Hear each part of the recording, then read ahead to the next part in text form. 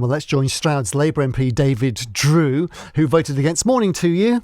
Morning, Mark. OK, what's your position, or can you spell out the Labour Party's position on a general election? Yeah, well, we need this bill today. We need to get the bill through the Commons and the Lords and then bring on the general election. I mean, the amazing thing that happened last night is that he's purged some of the most loyal Conservatives from the Conservative Party. Johnson is out of control. The sooner people realise that, the sooner we can then get a decent Prime Minister and move on and get some relationship with the EU. But more particularly, we can just rule out completely this absolutely daft notion that we just walk away from the EU.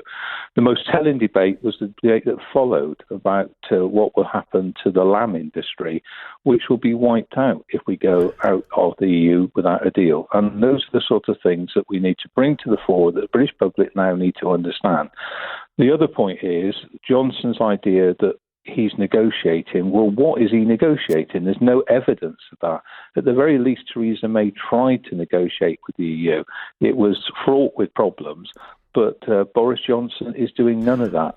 Let's look at the election. Let's look at the dynamics, because there's been very mixed messages. Jeremy Corbyn said, bring it on yesterday.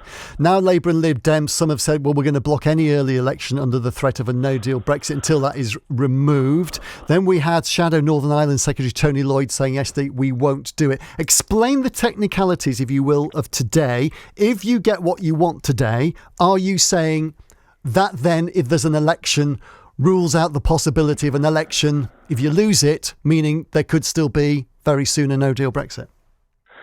Well, that's the worry. And the real concern is that if we get the bill through, and it will obviously be quite a torturous process, because no doubt in the Lords, where there are no guillotines, the government will play all sorts of tricks. The real problem we've got is that he's identified October the 14th, which may not be a great day for various reasons, Jewish holiday and so on.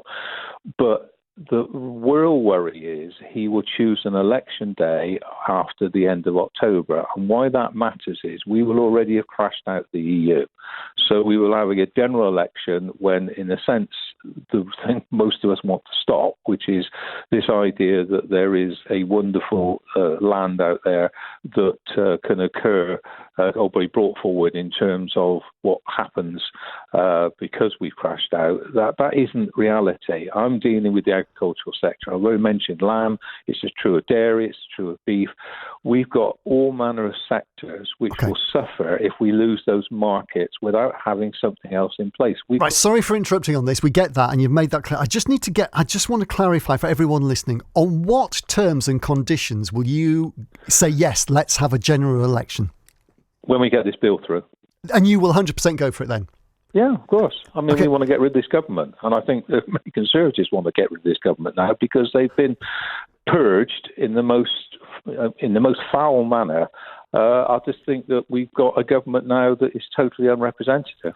Ernie makes the point. That's fine. When David Drew comes on, it's obvious. General election, the vote will be split three ways. We know what Farage and Johnson want the same thing, don't we? Goodbye, Labour Party. What does David Drew think about a turkey voting for Christmas? He's got a very good point, hasn't he? Hang on, let me just make the point. If Boris Johnson says to Nigel Farage, says, OK, I'll go with your deal. We will campaign on a no-deal Brexit. And you get the Brexit Party and the Conservatives together, there is every chance Labour could be blown away. Well, the reality of that is then we're not in a country I want to live in, quite seriously. We have moved so far to the right and we're in such a dangerous position. It's about time true Democrats stood up and fought for what this country really stands for.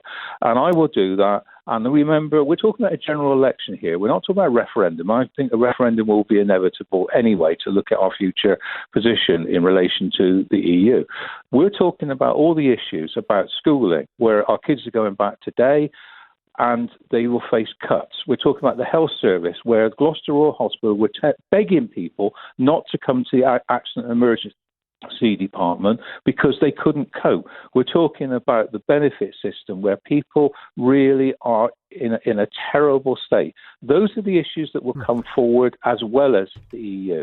Final point to you. because you didn't deny the fact you could be blown away at the next election, regardless of what everyone's saying about the way the Tory party's being run. At least they do seem to have some discipline.